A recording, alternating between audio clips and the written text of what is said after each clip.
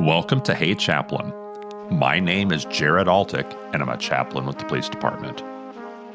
In the summer of 2025, one of my patrol officers, Hunter Simoncic, was struck by a car and killed in the line of duty. As part of our ongoing grieving process, we are sharing our experiences with you that you might be better prepared for the impossible tasks that immediately follow a line of duty death.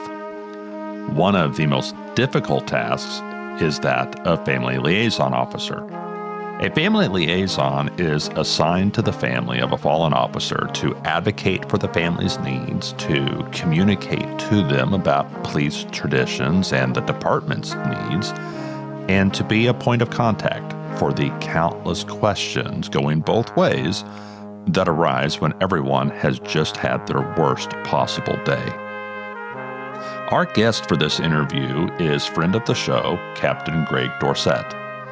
Captain Dorsett was asked to be a family liaison officer for the Simoncic family, and he agreed to let me debrief him and share his experiences with you.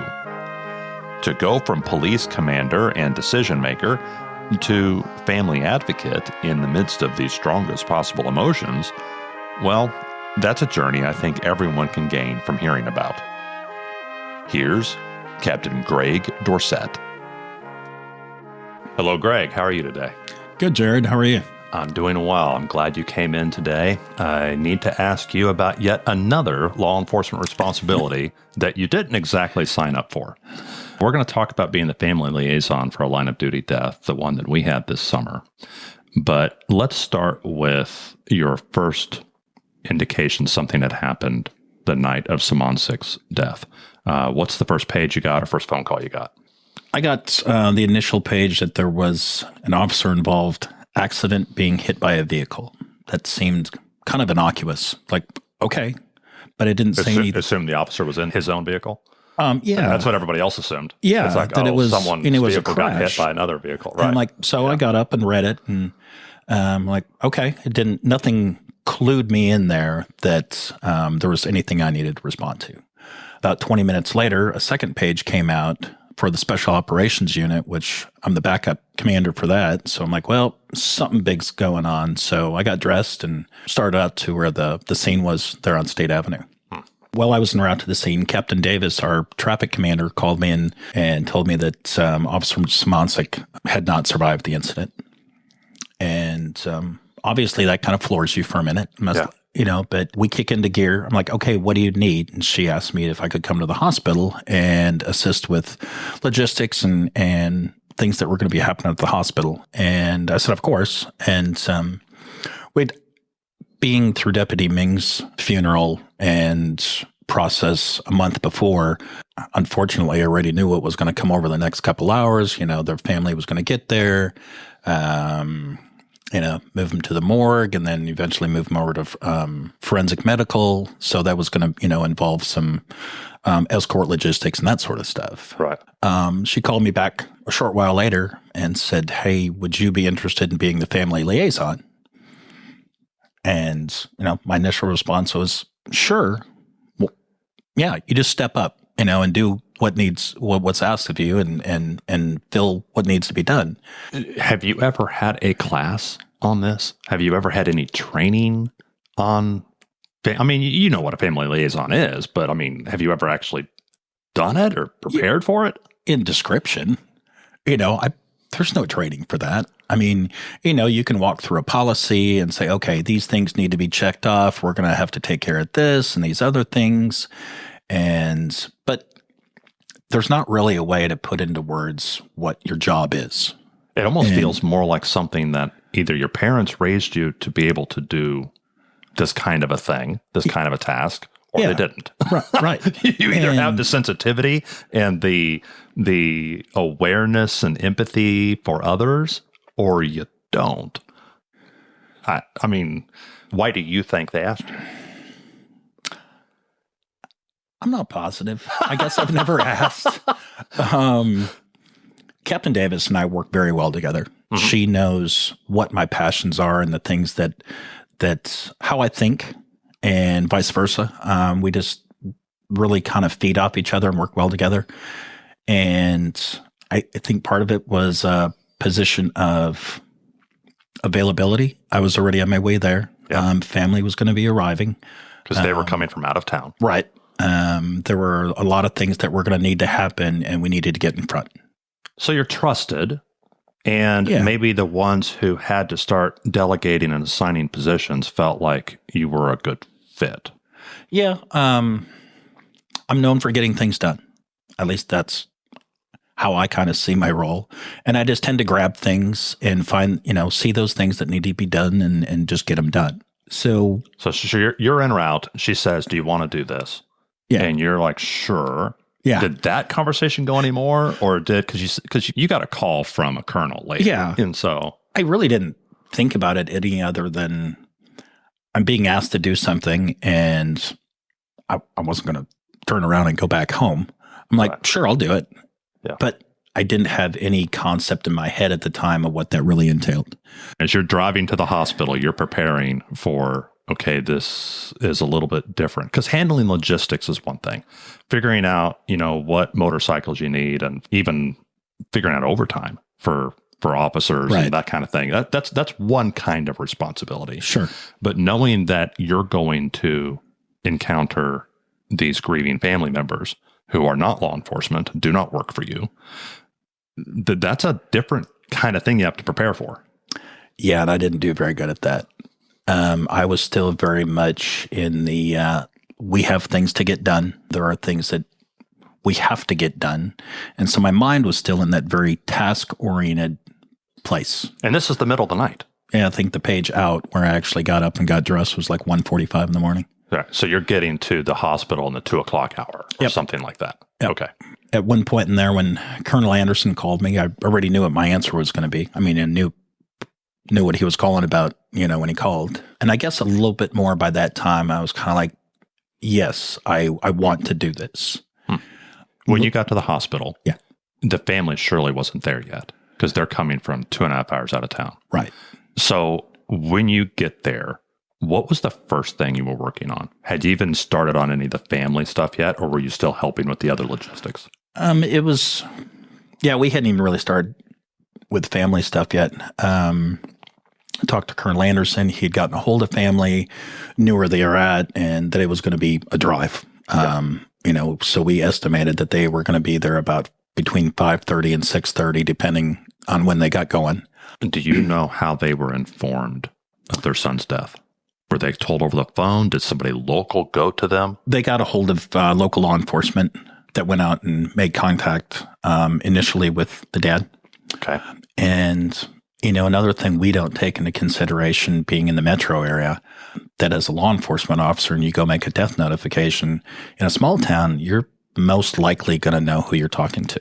Yeah. And the officer that responded to Ron's house knew him. Wow. In the meantime, Mom and Dad live in separate towns, and Ron had called Christine, Hunter's mom, and so she already had some information. The deputy was just arriving there while she was still on the phone. So she finding out over the phone? Yeah, from Hunter's dad, Ron. Yeah. Okay. Okay. At least it's from family. There's a little bit of It's not ideal. softness there that's, not just like a cold phone call in the middle of the night that's 8 hours away. But so we knew that they were going to be a couple hours out. I guess that's when the gears started turning and we started working down that list of things that needed to be done so we'd be ready.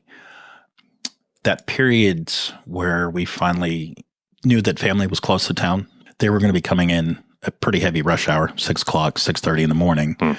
We had coordinated with the highway patrol that they were going to pick them up outside of town. Hunter's brother had come in and they got everybody together.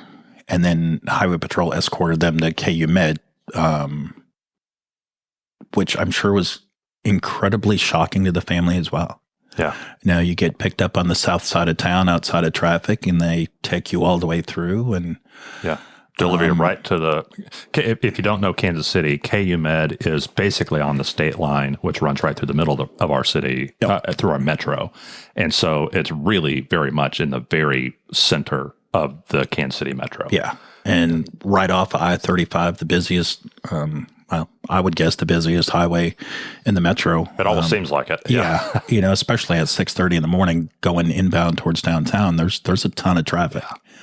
I figure they've only, like all of you, only had a half a night of sleep, if that. Right. And they've gotten the worst news of their life, and they're escorted into a major hospital in a major city.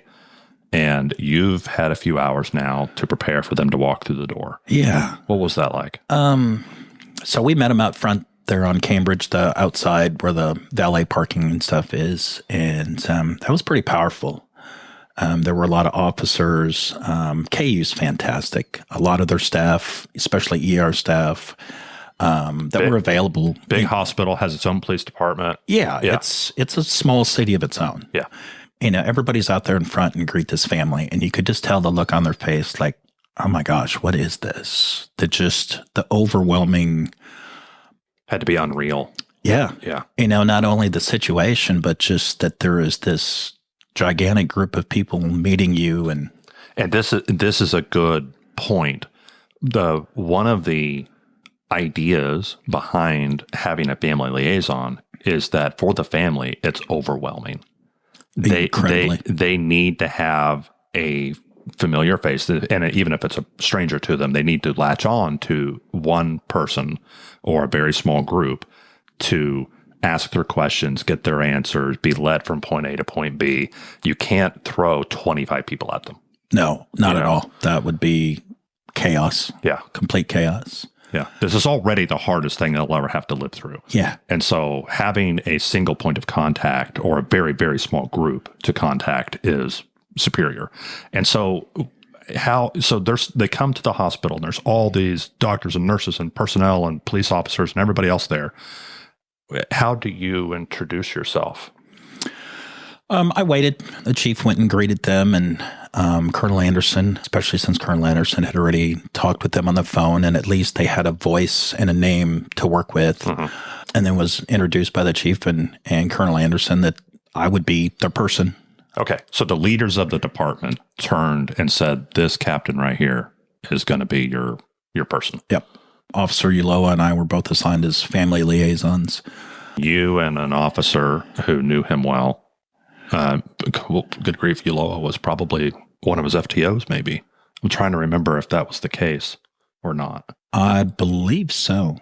If I remember, Carlos told me so. Yeah. Might have been. So a captain and an officer are going to be the point of contact for the family. Do you take them in the hospital? Is there a conference room to take them where they can sit down and down by the morgue? There's a family room.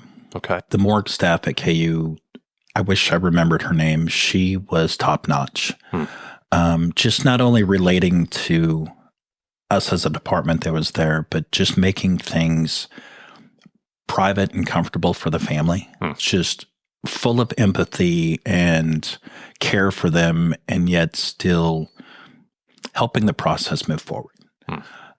So we sat down and kind of gave them a little breather in a conference room, talked with them a little bit, kind of got some basic information, and then kind of gave them kind of a timeline and say, hey, we're going to wait here for a couple minutes, let you catch your breath, get prepared, and then we'll go in and see Hunter. Okay. They are welcomed in, they get a moment to catch their breath, and they're going to go view their son. Yes. Okay. So at this point in the interview, Gregg and I discussed two topics that were of interest to me because in both cases, I see these things when I'm called out to a death investigation. First, I asked about the questions that family members ask while they are traumatized. What happened? How did it happen? Those kinds of questions. And then we talked about the viewing of the body. And listening back to it now, I've decided that in both cases, I'm going to leave that material out of this interview and not publish it. I hope that doesn't jar you out of the narrative too much, but I felt like I needed to explain why there's kind of a gap in the timeline here. Both of the KU chaplains were down there. Dan Freeman and George Kemper. Yeah. Kemper's actually not a hospital chaplain. That's right. He's our police chaplain. Yeah. He was there from the police department, and Dan was there with KU, but both perfectly plugged in. They did a great job of kind of working through the shock of the family seeing Hunter for the first time. So they've driven through the early morning hours to get to the hospital to see their son. Yes. They're from out of town, hours out of town. Yes. What do you do with them? Of course, they didn't have time to pack anything. It's not like they came for a 3-day stay. I mean, they literally threw on a set of clothes and drove up. There were some things that we did need to get started right away with human resources and death benefits and all sorts of paperwork. Ton of it. Right. And even just getting the initial information of going over his beneficiary form of where he wanted any death benefits to go to, confirming those things, sharing that with the family, because quite often officers haven't really discussed that with their own family. Yeah. And he was a very young officer. Yeah. Relatively new on the job. We had gone back to headquarters after we got Hunter moved.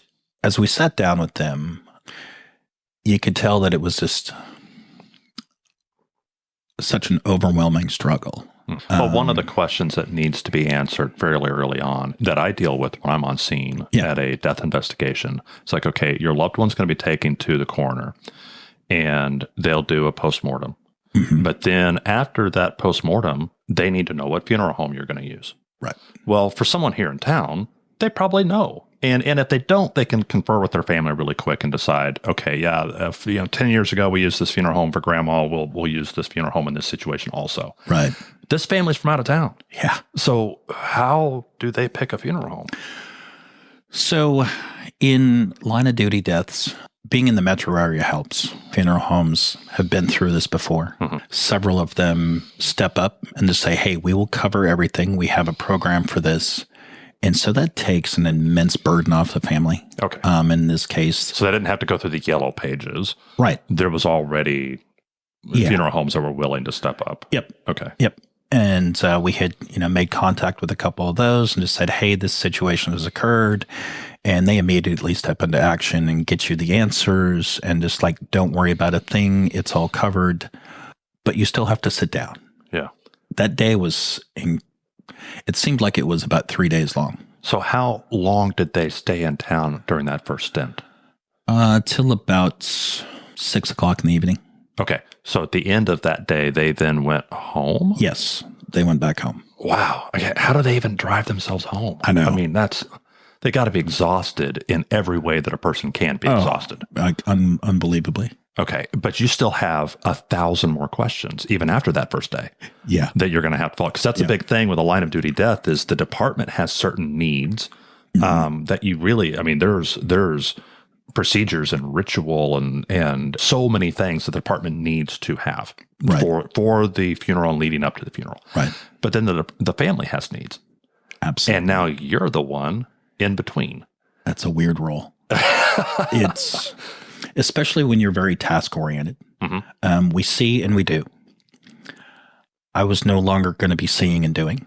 I had one role to be the voice of the family, to be their advocate, bring up what their preferences were, the things they wanted done, that they didn't want done, as well as walking them through this process, which I didn't know exactly what it was either. Yeah.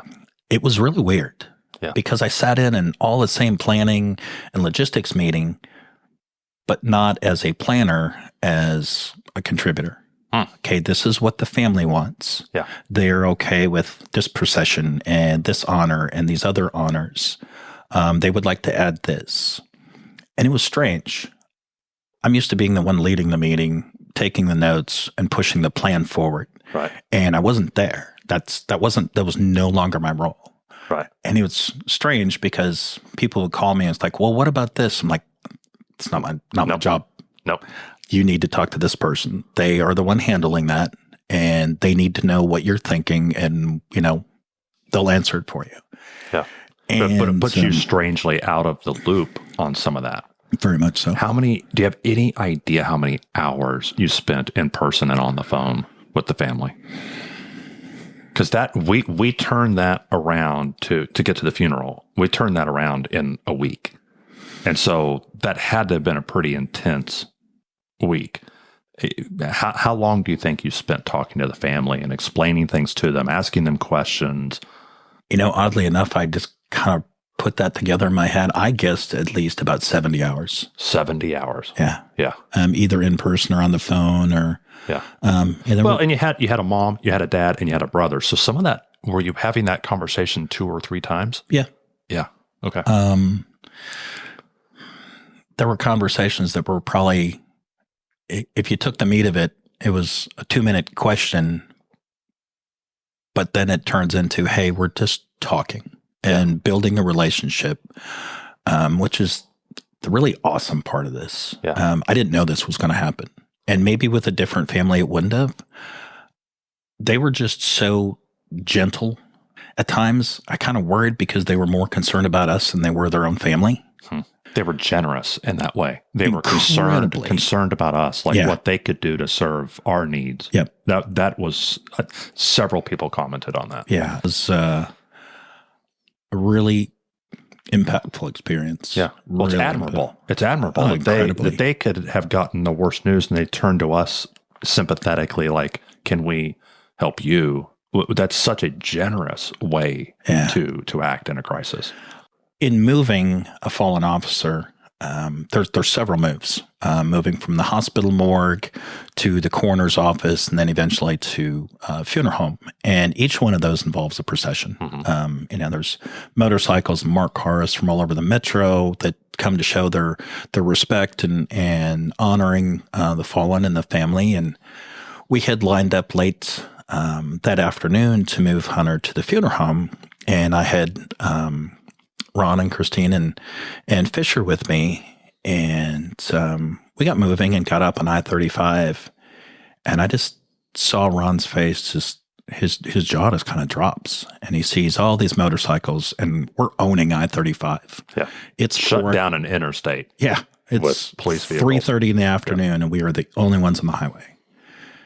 And he kind of looks at me, and the tears are running down his face, and I could tell that it was making an incredible impression on him. And he's like, is this normal? I said, yeah, Ron, it is. And I said, and you've seen nothing yet. Yeah. He goes, does everybody get this? I said, every single one. And I said, because when we lose one, it affects everybody. Every day that we go to work, we don't know if we're coming home.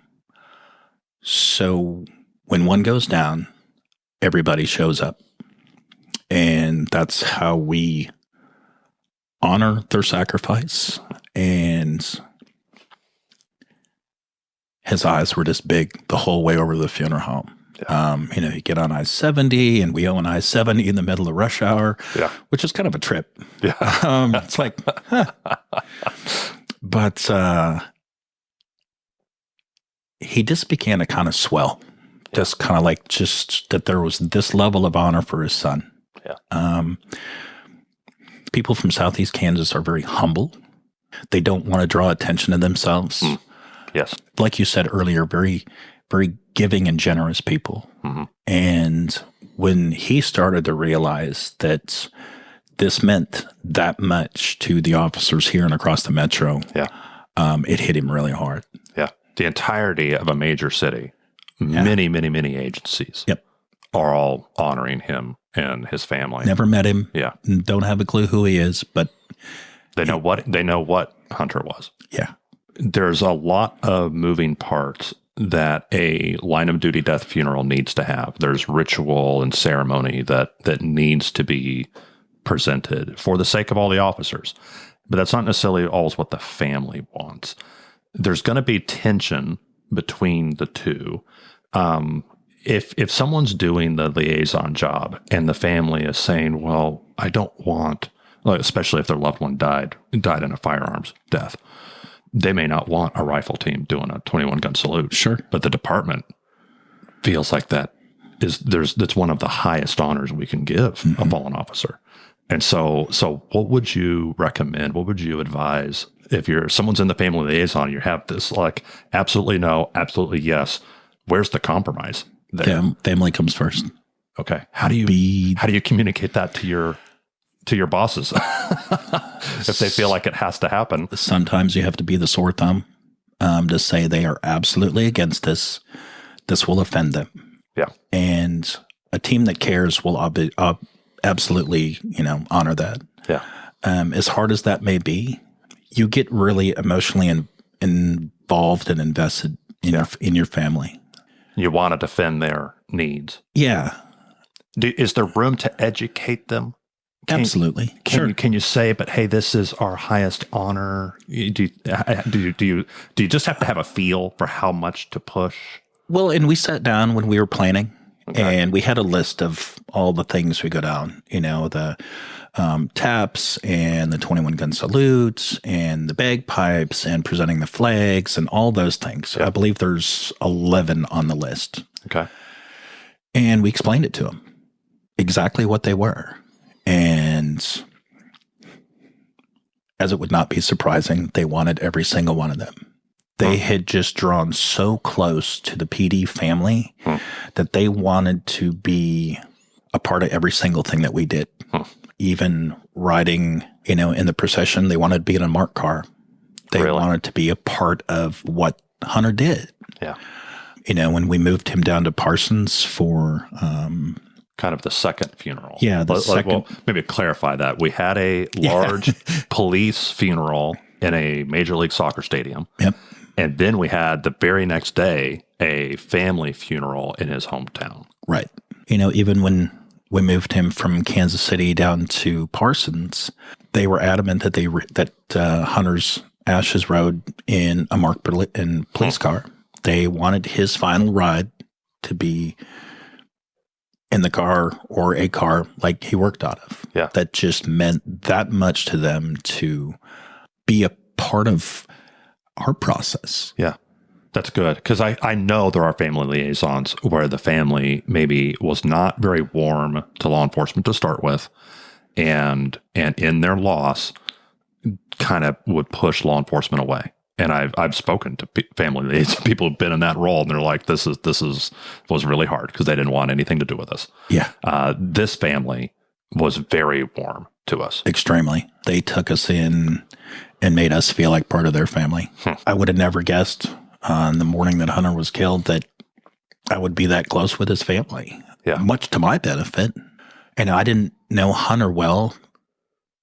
I had never supervised him or been in that position, but I'd run into him, and he was, he came through my oral interview process when he was trying to get on. And so I had met him there and just could tell that this kid had drive and passion about what he wanted to do, and it was going to happen.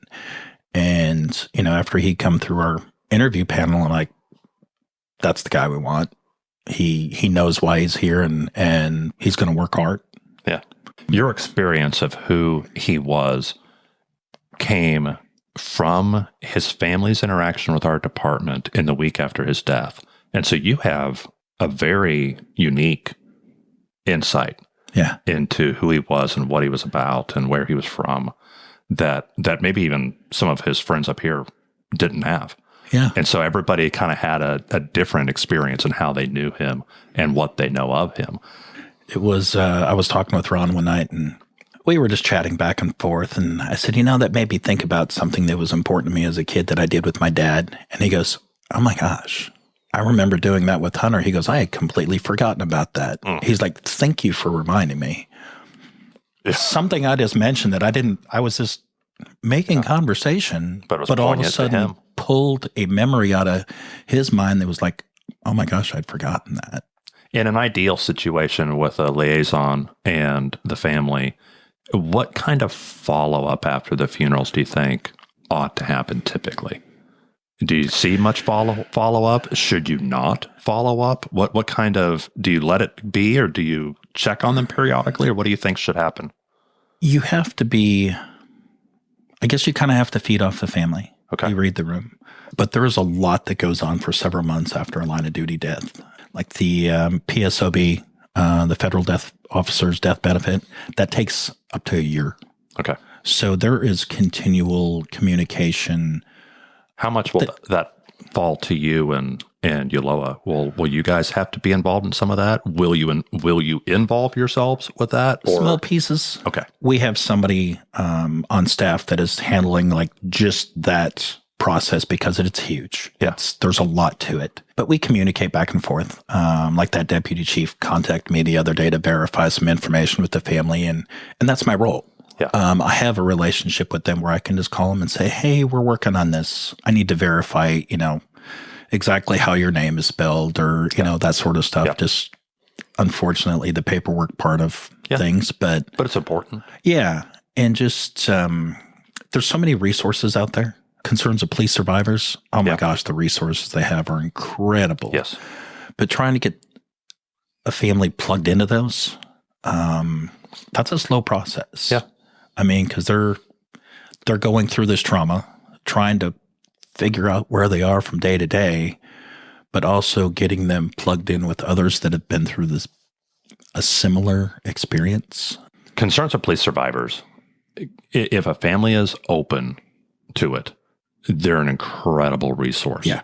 To find people who've been through exactly what you've been through, that kind of thing. I hope that gets used in situations like this. Sometimes it takes years, though, before a family member will come around and say, you know what, I do want to talk to somebody that's survived what I've survived. So we all have our own grief process. Yeah. Sometimes you just get stuck and you may not move for a couple years. Yeah. And it makes complete sense. Yeah. And speaking with some of their reps, their experience was the same. Yeah. One of the people I was speaking with was like, yeah, my dad died 40 years ago, but I didn't do anything about it for, 10, 12 years, something like that. And it was just a thing until I needed it to be something different. Yeah. What about future memorials? Every May, we have memorials for police officers. Mm-hmm. Hunter's name is already engraved in stone at our memorial. Do you anticipate reaching out to them and having them come visit in some future years? They're always invited every single year. Okay. The department and the FOP reach out to them. We really want to include them if they want to be included. Sure. Yeah. Can't make them. Don't want to make them. Sure. But they're welcome. Yeah. At some point, I'd like to see them go to Police Week, just because they embraced the law enforcement family and just wanted to know all about it, to see Hunter's name on the wall in D.C. and to be a part of that process. Yeah. Well, in the state of Kansas, there's a memorial at the Capitol building in Topeka.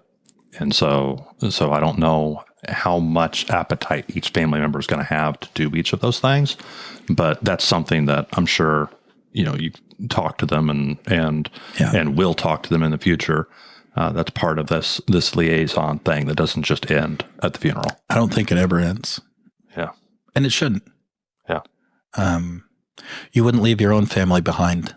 If the door is open with the family to keep that relationship open, it has great impact on us too. Yeah. Any advice to someone else some future captain is going to get roped into doing this at a moment's notice, and they're going to be on the phone with a supervisor and saying, are you going to take this assignment or not? What's your advice to them? I started journaling a couple days into this, just because I had so many thoughts in my head, and a lot of them were heavy. Yeah. They brought back some horrific moments we've been in the past with Brad and Dave. Yeah. And I kind of, at the end of that week, I kind of put it all together. I didn't know how I ended up here. And I started thinking back to the things that contributed to understanding what a family liaison role was. I don't know if you knew that when I first went to college, I was pre-mortuary. I'd worked for a family that owned a funeral home when I was my senior year in high school and in college. And I just had always wanted to help people who were hurting, and had the great fortune of working with some funeral directors that really cared for their families. I didn't realize that it left as big a mark as it did. and then had dealt with a lot of death as a medic. That was a preparation. Being through Brad and Dave's funerals and seeing how other liaisons had handled it to an extent. I mean, you're never on the inside until you're the guy. Right. But you were aware of it happening. This was 9 years previous. Yeah. But we had 2 in the same summer, and that was something you've been adjacent to. Yeah. Yeah. And I just, as I was journaling, I couldn't quite wrap my head around it until one afternoon. Well, it was the day after we had moved Hunter down to Parsons and had the service there, and I had taken that day off, the day after off. And I just sat down and started writing. And kind of the dominating thought was, I didn't know what this was, but I was really glad I did it. Huh. I don't know if you could prepare for it other than just saying, I'm going to do it. And taking that risk, there's risk involved, but trusting yourself that you've been prepared for whatever your challenge is. Do you ever want to do it again? I would. Hopefully not soon. Yeah. But I wouldn't trade that experience for the world. It is hard to put into words how proud I am of our department and how well everyone performed under very difficult conditions. The Simoncic family also deserves high praise, not only for the sincere compassion that they expressed to all of us, but also for going through this tragedy with such composure and generosity of spirit. For both the family and the police department, this experience meant raw emotions and sleepless nights. Past traumas resurfaced, haunting second guesses, and unanswerable questions.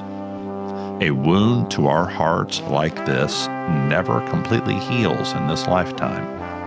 But the grace and godliness I saw on both sides does so much to remind us that we do not suffer alone, and that there is hope, even in our mourning. On the next episode of Hey Chaplain.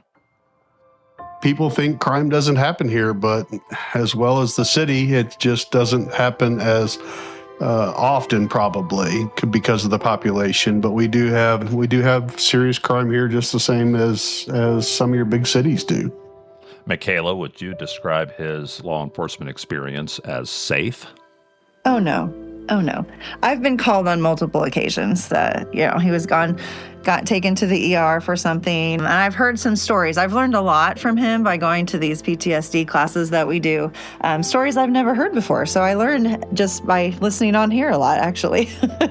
Are you able to give a rundown of his various injuries? Oh, goodness. He's had fingers in his eyes. He's been shot. He's been stabbed. He's been beat up. He's wrestled with naked people. What is it called when you run another vehicle off the road? The pit maneuver. Pit maneuver. That was not too long ago.